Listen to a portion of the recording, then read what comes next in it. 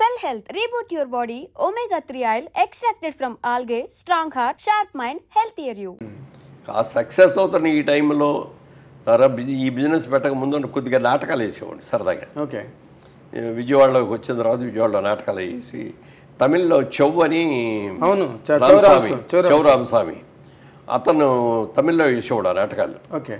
ఆ నాటకాలని మాకు క్రాంప్టన్స్లో ఒక ఇంజనీర్ గారు ఉండేవారు, సత్యవాణి గారు అని. ఆయన వైఫ్ బాగా తమిళ్ తెలుసును, ఇవన్నీ తెలుసు. ఆవిడ ఆ నాటకాలన్నీ ట్రాన్స్లేట్ చేసి ఇచ్చేది మాకు. ఓకే. సో ఆ నాటకాలన్నీ వేసాం.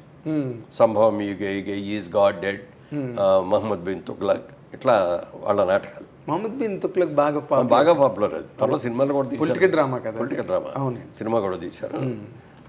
అవన్నీ చేయటం మొదలు పెట్టేది బాగా పాపులారిటీ కూడా వచ్చింది. మరి చిన్నప్పటి నుంచి కాలేజీలో చదువుకున్నప్పటి నుంచి కృష్ణ గారు క్లాస్మేటు, అవును, క్రాంతి కుమార్ క్లాస్మేటు, మన రాజమౌళి గారు ఫాదర్ విజయేంద్ర ప్రసాద్ క్లాస్మేటు, మరి విజయబాబురెడ్డి గారు, తాత్యాన రామారావు గారు, పి సాంబశివరావు గారు, వీళ్ళందరూ మాకంటే 2 years సీనియర్స్. ఓకే. సో అందరితోటి పరిచయం ఉంది. తర్వాత రామిరెడ్డి గారు అని మా చిన్నాన్న గారు ఆయన ఉత్తరామిరెడ్డి గారు, ఆయన పెద్ద famous director, national awards, state awards కూడా వచ్చాయి, అవన్నీ కూడా వచ్చాయి. సరే వాళ్ళందరూ పిలిచేవారు, సార్ ఆ సినిమాలో చేద్దు కానీ బాగుంటావు కదా అది ఇది అంటే, నాకు వద్దండి, నాకు బిజినెస్ ఇంట్రెస్ట్. అంటే ఇక్కడ లాభాల్లో నడుస్తుంది కదా, పోనీ ఏదో నష్టాల్లో ఉన్నారంటే ఇంకో దాని గురించి ఆలోచించవచ్చు. ఎందుకు శుభ్రంగా ఉన్నదాన్ని నేను ఇది వదులుకొని నేను ఎందుకు రావాలి అని చెప్పి వెళ్ళాం. అప్పుడు క్రాంతి కుమార్ గారు శారదాను సినిమా తీస్తున్నారు. అవునండి. విశ్వనాథ్ గారు డైరెక్టర్, రాజమండ్రిలో షూటింగ్ మొత్తం. ఆ షూటింగ్ చేసినప్పుడు రాబోయే శనివారాలు రా, వీకెండ్స్ రా అనేవాడు. ఆదివారం శనివారం కుదరదు నాకు, ఆదివారం వస్తాను, ఆదివారం మాత్రం శనివారం నైట్ వెళ్ళిపోయి వాళ్ళ దగ్గర ఉండి ఆదివారం అంతా షూటింగ్లో ఉండి సోమవారం పొద్దునే మళ్ళీ విజయవాడ వెళ్ళిపోయాడు. ఓకే. అప్పుడు శోభన్ బాబు గారితో పరిచయం బాగా. ఆయన అన్నాడు ఒక రోజున, బాగున్నారు కదా మీరు, ఎందుకు ట్రై చేయరు సినిమాకి, బాగుంటుందండి మీరు రండి అన్నట్టు. వదిలేండి, నాకు బిజినెస్ సిస్టమ్, బిజినెస్ చేసుకుంటున్నాను, అది బాగా జరిగేప్పుడు దాన్ని వదిలి మళ్ళీ ఇటు వస్తే ఇటు కాకుండా అటు కోట్ల 2 కాళ్ళు 2 పటాల మీద ఇటు నాకు ఇష్టం లేదు. అదే మీది చాలా స్థిరమైన స్వభావం అండి.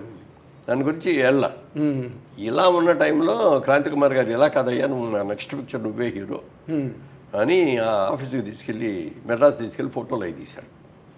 అనుకోకుండా ఆ ఫోటోలు అట్టూరు పంచరావు ఆయన చూసి ఆయన వెంటనే కవర్ చేసి, మా సినిమాలో జగమేమాయిలో హీరో క్యారెక్టర్ విలన్గానేమో గిరిబాబుని సెలెక్ట్ చేసాం, మీరు మీ ఇద్దరు కలిపి మెయిన్ 2 heroes సబ్జెక్ట్ లాంటిది, అది నెగిటివ్ క్యారెక్టర్, మీది పాజిటివ్ క్యారెక్టర్ అన్నాడు.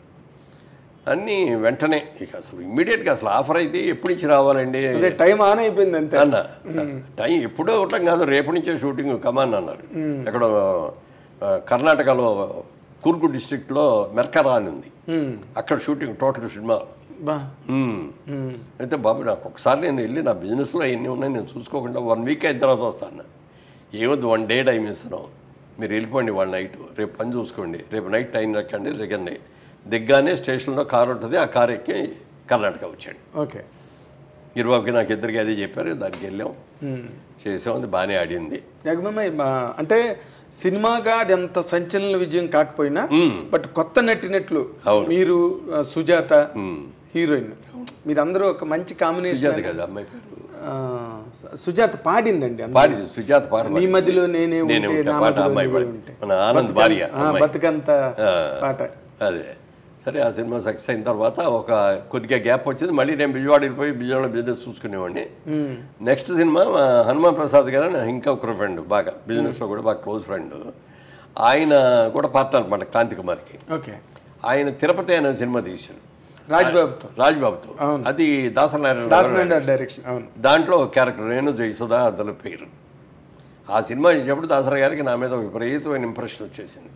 ఇతను చాలా బాగున్నాడు, సిన్సియర్గా చేస్తున్నాడు, ఎఫర్ట్ బాగుంది, టైమింగ్ బాగుంది అని చెప్పి అప్పుడు అన్నాడు అనమాట ఆయన, మురళి నిన్ను పెద్ద హీరోని చేస్తాను నేను. మీ ఒరిజినల్ పేరు రాజబాబు అంటే జగమేమాయ చేసేటప్పుడు అందులో రాజబాబు గారు కూడా పెద్ద మంచి క్యారెక్టర్ ఆ సినిమాలో. అవునండి. అప్పుడు పూర్ణచంద్రరావు అన్నారు, మరి ఇద్దరు రాజబాబులు ఎలాగయ్యా, అతనేమో ఎస్టాబ్లిష్డ్ కమెడియన్, నువ్వు వచ్చి హీరోగా వచ్చి హీరో రాజబాబు కమెడియన్ రాజబాబు అంటే బాగుండదు కదా అని, నీ అసలు పేరు ఏంటన్నాడు. మా నాన్నగారు స్వాతంత్ర సమరయోధుడు, అందుకని నా పేరు రాజా రామ్మోహన్ రాయ్ అని పెట్టారండి అన్న. అని ఆ రాజా రామ్మోహన్ రాయ్ పొడిగైపోయిందని రాజబాబు అనుకోవటం అలవాటు అయిపోయిందండి, బుక్స్లో కూడా అదే ఉంది. అప్పుడు ఆయన దీంట్లోంచి రాజా రామ్మోహన్ రాయ్లోంచి మోహన్ తీసి మోహన్ అని పెడదాం అన్నాడు. ఓకే అండి. ఆంధ్రపత్రిక ప్రెస్ మీట్లో ఆంధ్రపత్రిక శ్రీనివాసుడు ఉండేవాడు, టిఆర్ శ్రీనివాస్ గారు చాలా సీనియర్. ఆయన అన్నాడు కొంచెం తర్వాత, ఏమంటే మోహన్ అంటే ఏదో కత్తిరించినట్టు ఉంది, పేరు ఫుల్ ఫెడ్జ్ లాగా లేదు, రామ్మోహన్ కృష్ణమోహన్ మురళీమోహన్ ఇట్లా అంటే మురళీమోహన్ బాగుంది అన్న ఆయనే. ఓకే, అది మురళీమోహన్ అనేది దాంతో ఆయన పెట్టింది, అప్పుడు వచ్చింది మాట అనమాట.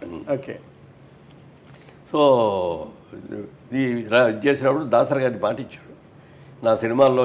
ఆయన అప్కమింగ్ అప్పుడు. అవును సార్, 2 సినిమాలు ఎంత అయినాయి, ఇది 3వ సినిమా. అది 2, 3 వచ్చినాయి. 2 తాత మనవడు వచ్చింది, దాని తర్వాత చదువు సంస్కారం ఇది వచ్చింది. చదువు సంస్కారం ఇది 3వ సినిమా. ఆయన అంత ఎర్లీ స్టేజ్లో ఉండగానే ఆయన ఇచ్చాడు మాట. ఆ 2 సినిమాలు పెద్ద హిట్లు అయినాయి. అవును.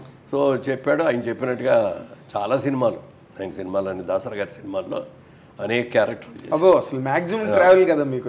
సో ఇండివిజువల్గా నాకు ఒక ఇమేజ్ తీసుకొచ్చింది దాసరి గారే.